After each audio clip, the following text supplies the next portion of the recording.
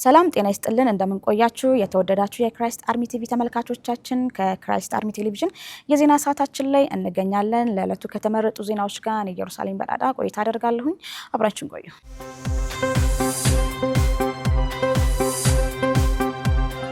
በክርስቶስ ያልሆነ እየኖረ አይደለም ሲሉ ነብይ እዩ ጩፋ ተናገሩ። ነብዩ የካቲት 29 2018 ዓ.ም በክራይስት አርሚ ዓለም አቀፍ ቤተክርስቲያን በነበራቸው አገልግሎት ላይ ይህን ተናግረዋል። ምንተስኖት ሀብቴ ተጨማሪ አለው። የክራይስት አርሚ ዓለም አቀፍ ቤተክርስቲያን የካቲት 29 2018 ዓ.ም የእሁድ የአምልኮ መደበኛ ፕሮግራም አከናውና ባለፈችበት ወቅት የጸሎት፣ የዝማሬ፣ የቃልና የተለያዩ መንፈሳዊ የአምልኮ ስርዓት በመከናወን በርካታ ምዕመን በመገኘት የእግዚአብሔርን ጸጋ ተካፋይ ሆነዋል። በዕለቱም የቤተክርስቲያኒቱ ባለራዕይና ፕሬዝዳንት የሆኑት ነብይ እዩ ጩፋ ያገለገሉ ሲሆን የቆላስይስን መጽሐፍ ምዕራፍ 3 ቁጥር 4 በመጥቀስ ክርስቶስ ሕይወታችን ነው በሚል ርዕስ የእግዚአብሔርን ቃል በኃይልና በስልጣን ሰብከዋል። የመጽሐፉ ክፍል ለአማኞች የተሰጠ ታላቁ ተስፋ የሚያሳይ እንደሆነም በዕለቱ ተናግረዋል። በክርስቶስ ያልሆነ ሰው እየኖረም አይደለም ሲሉ ነብዩ ጩፋ በግልጽ ተናግረዋል። ክርስቲያኑም የክርስቶስን ስም ሳይጠሩ መዋል የማይችሉበት ዋነኛ ምክንያታቸው ኢየሱስ ሕይወታቸው ስለሆነ ያለ እርሱ ምንም ነገር ማድረግ የማንችል የቤተ ክርስቲያንም ራስ ስለሆነ እኛም ከእርሱ ውጪ ተለይተን መኖር የማንችልም ብለዋል።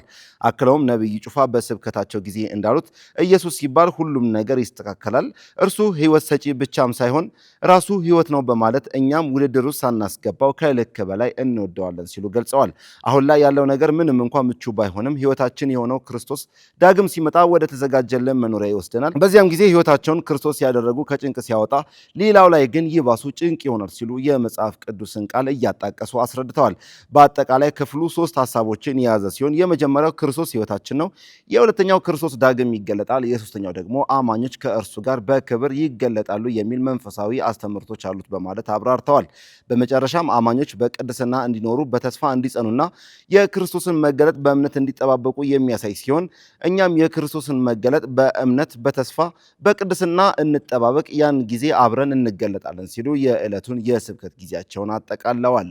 የ2018 አምስተኛ ዙር የወንጌል ቱር በክራይስት አርሚ ዓለም አቀፍ ቤተክርስቲያን አዘጋጅነት በዲላ ሁለገብ ስታዲየም ተዘጋጀ። ቤተክርስቲያኒቱ በርካታ ሚሊዮኖችን በመበጀት የአምስተኛ ዙር መርሃ ግብር ከመጋቢት 11 እስከ 13 ድረስ የሚቆይ የወንጌል ቱር በዲላ ሁለገብ ስታዲየም አዘጋጅታለች። ፍሬዮታሻ እንደሚከተለው ታቀርበዋለች።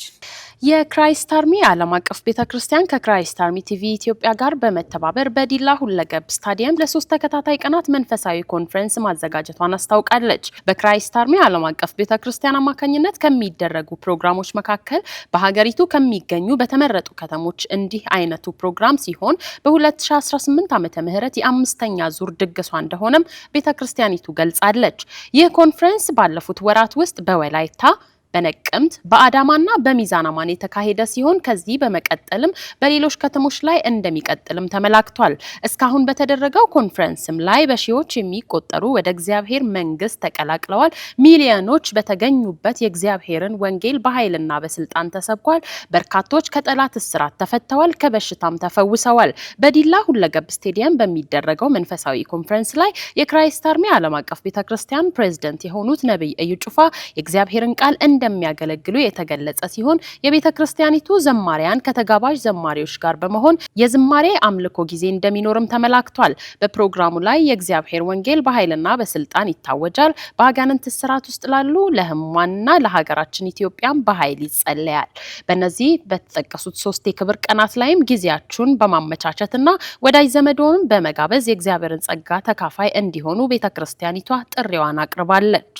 ገናናው ኢየሱስ የተሰኘው መጽሐፍ በሻሸመኔ በክራይስት አርሚ ዓለም አቀፍ ቤተክርስቲያን አጥቢያ በድምቀት ተመረቀ። ከዚህ ቀደም በ4 ዙር በተለያዩ ቦታዎች ላይ ተመርቆ አንባቢያን ጋር የደረሰው ገናናው ኢየሱስ መጽሐፍ ለአምስተኛ ዙር በሻሸመኔ በታላቅ መንፈሳዊ ክብርና ድምቀት መመረቁ ተገልጿል። መጽሐፉ ለንባብ ከበቃበት ጊዜ አንስቶ በርካታ ኮፒዎች አንባቢያን ጋር እንደደረሰ የተገለጸ ሲሆን የመጽሐፉ ደራሲ ነብይ እዩ ጩፋ ገናናው ኢየሱስ የተሰኘው መንፈሳዊ መጽሐፍ በእግዚአብሔር እርዳታ ተጽፎ ከጸሎት ከጥልቅ መንፈሳዊ አስተዋጽኦ ከቃሉ ብርሃን ተነስቶ ለአንባቢያን ልብ የሚደርስ እምነትን የሚያበረታ መልእክት ይዞ ለንባብ መዘጋጀቱን ከዚህ ቀደም መናገራቸው ይታወሳል። የካቲት 29 በክራይስት አርሚ ዓለም አቀፍ ቤተክርስቲያን በነበረው መደበኛ መርሃ ግብር በርካቶች ከአጋንንት እስራት መፈታታቸውና በትንቢት መጽናናታቸው ተገለጸ። በአዲስ አበባ በምትገኘው በክራይስት አርሚ ዓለም አቀፍ ቤተክርስቲያን የእግዚአብሔር ሰው ነብይ እዩ ጩፋ ዕለተ እሁድ በነበራቸው አገልግሎት በአጋንንት ስርዓት ውስጥ ላሉት እንዲፈቱ ጸልየዋል። ቤተክርስቲያኗ ወንጌልን ከመስበክ ነፍሳትን ወደ እግዚአብሔር መንግስት ከመማረክ በተጨማሪ ሰዎች ከተያዙበት አጋንንታዊ እስራት እንዲፈቱ በጉልህ በመንፈስ ቅዱስ እንቅስቃሴ ትሰራለች።